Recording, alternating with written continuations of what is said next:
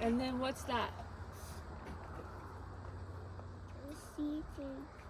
Yeah, CJ car. That's pretty good. This is a CJ7. And do you remember what I said was the difference on the two? When you look at the front ends on them?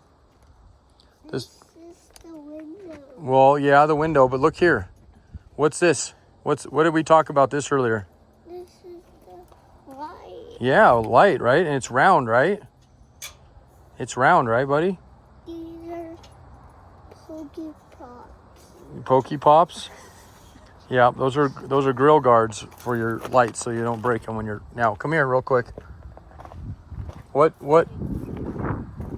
is this one? What shape is this, buddy? This is What shape is that? giant white. Giant light? Okay, how about a square or a rectangle? Maybe a rectangle? A rectangle. There you go. A rectangle like a white and square. Yeah, okay, so the main purpose of this video is to illustrate, this has been happening more and more often as I think people are getting into Jeeps, and it's totally cool. I mean, everybody learns, so we'll just do a quick little video with my boy. He's 3, and he's learning just as like we all are. Hopefully we all are. This is a giant purple. Yeah, that's a big rectangle, right, for a marker light. This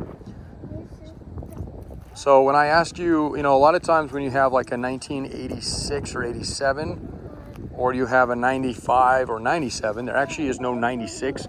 Sometimes people have them titled as 96, but 96 was a dead year.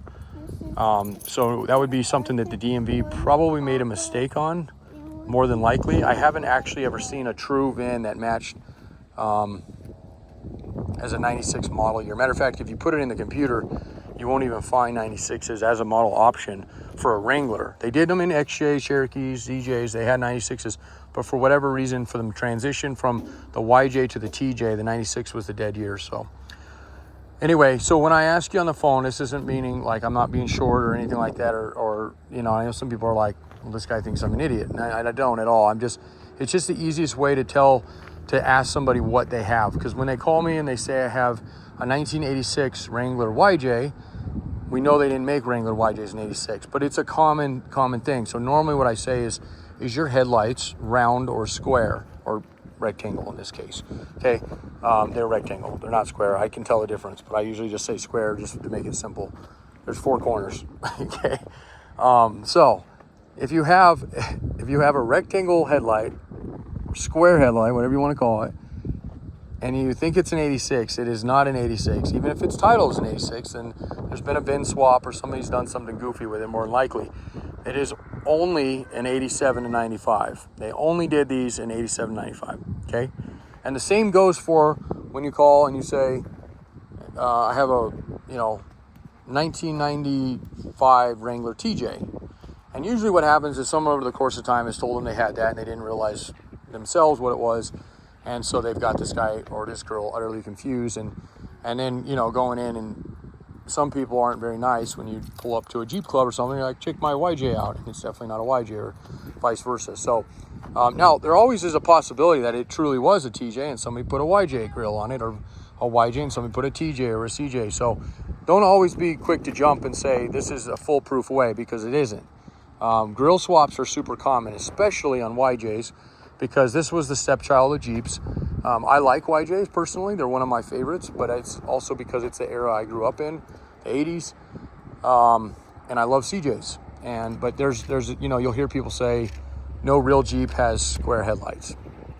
And honestly, they have gone away from this. These are almost collectors because of that. Every other Wrangler and CJ out there was a round headlight option. So if I've confused you, just think of this. Wrangler YJ 87 to 95 are the only ones that have square 4 corners for the headlights, okay? For original.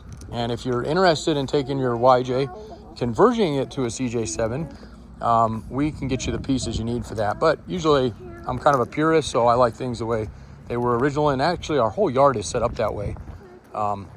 We'll do aftermarket stuff and stuff that's been modified, but it's really not what we take all of our pride and our bread and butter in. Our pride, and you can see the yard out there, It's a beautiful 74-degree day, and late October, actually. We're going to get low cold temperatures next week, right after Halloween. But we have 7 acres out here. This is our lower yard, and I'll zoom in a little bit here so you can see it.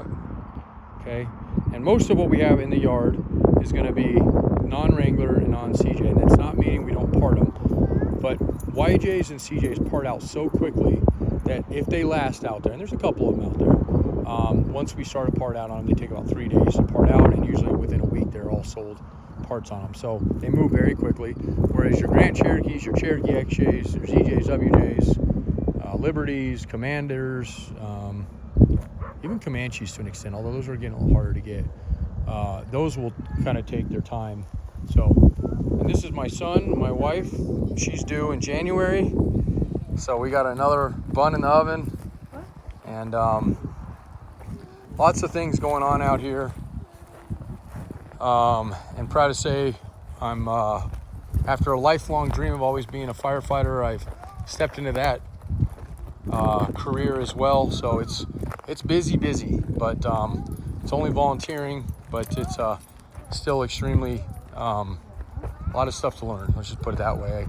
I have always had a respect for firefighters. My in-laws being them, my brother-in-law, my father-in-law, retired captain, and this venture into this, along with the G parts that I've been doing for almost 20 years now, 18 years to be exact, has been just an absolute eye-opening with the respect that I have for not just firefighters, but police officers, first responders in general. I mean, we all say that, but unless you're ever in their shoes, it's really hard to understand what these guys go through, the trauma they see, and just the utterly difficulty dealing with the general public. We deal with you guys, general public, right? Sales, but it's just on a level of most people are happy when they call us. I mean, every once in a while you get somebody that's irritated with the situation they're in, but for the most part, sales versus public service is hugely different. And I, over the years, have taken that for granted. I know I have. So for us to be able to be part of that community, my wife, just because I'm the one volunteering doesn't mean that she's not taking part in this. This is a family sacrifice. My little boy, and Academy starts in February, and I just joined one of the best firehouses I could have possibly joined here in Colorado. And if you have an opportunity in life and want to do something, take the opportunity to do it, because life is short. So that's my soapbox for you. These are actually not our vehicles. This is an acre I rent out to Ben, and in return he provides all of our contracting when we have to do stuff on the premises, or he brings gravel in for us. So that's that's ours. This is the start of our stuff. So Ram Charger here, and then finally got a pretty cool line of Jeeps, and I think Kira's kind of set this up down here. Some of these are customers' Jeeps, but we do service work, not a lot, but a little bit. And got to have a Cummins conversion, which is this guy up to the left, this Ford. We just put a 12 valve with an MB 4500 in it. It's not quite done yet, but it's getting there. It's got the engine mounted and everything in there. And so this is our life daily until we leave to go do other stuff, and she's due in January. So now one last thing, I leave hopefully the 1st of November. We'll decide based on our load. You might have seen the trailer up at the house with our Bigfoot research team. Isn't that what it says on it? Yeah. She's the one that decorated that when people ask. But it's funny. It gets. Matter of fact, it was just coming back this time. I had people stop and ask they take pictures. So just kind of a funny thing to put on the truck. Yep. We got it. A rainbow. She's been wanting to take. We've never actually had every color of the rainbow in here at one time. So this is Kevin and Jerry. One's our shipping guy. He busts his ass every day to make sure everybody's stuff gets taken care of. And then Jerry, an outstanding mechanic, the best I've ever worked with, and most patient and kind guy you'll ever meet. So that's our team. There's a couple guys that aren't here right now. Jim, he's our welder. We got Chris, which is actually a firefighter with me. He's up at the camper. and he's come on to join the team. And we got some people. Row. We're gonna have John here from Maryland. He's our web developer. We've been having him for 3 years. That's awesome to have him on our team. And then we got Luke in North Carolina. And who else am I forgetting? Our parents. Kelly, her sister, she helps. My mom. I'm constantly dropping off parts at her house in Arvada, Colorado. So if you ever need parts in Denver, and I mentioned my mom, that's where those are going. And you can pick them up from her, or she'll drive them down to you occasionally. So lots of stuff, okay? And we've just done this complete gut of our yard. We were supposed to have it all done in October before the snow comes in. None of this is can get damaged, but nonetheless, it sucks to have it out here. So. Oh, it's a monster truck? And then, yeah, check this thing out. This is the CJ5 we just got in today as well. It's a 77, so that one runs and drives too. But this is pretty cool. This is what Jim put together. We have a ton of weird shit crap in the yard. And this was a trailer that was 18 feet long and about 12 feet, it wasn't 12 feet wide. It was a standard width trailer, so 102 inches probably. So he cut it in the middle, squished it together. It's probably only, I don't know, 6 feet maybe a little bit more than that. And then shortened it both sides. We put a wash table, as you could call it, here. So the water kind of flows down. Not quite perfected this yet, because now instead of washing it low to the ground, you're washing it about the height of you, and so you get all the splashback on you, which was kind of the purpose we were trying to get away from. But it's got our hot sea on it, and it's plumbed into our water tank. So now we can be 100% remote with this, with our yard truck. And we got coolant up here, RV coolant, that you flush through it. There's a little valve. Pretty cool how he set all this up. What would have costed? I don't know if you ever looked at one of these new. You can buy a hot sea trailer setup similar to this, and they're very expensive. So we put this together we're a junkyard, so we figure let's build something out of the junk we got. So, all right, that's it. What do you have to say, Bubba? What? What? Are you upset about something? Bubba fell today and got a bloody nose. What's wrong? The forklift. The forklift?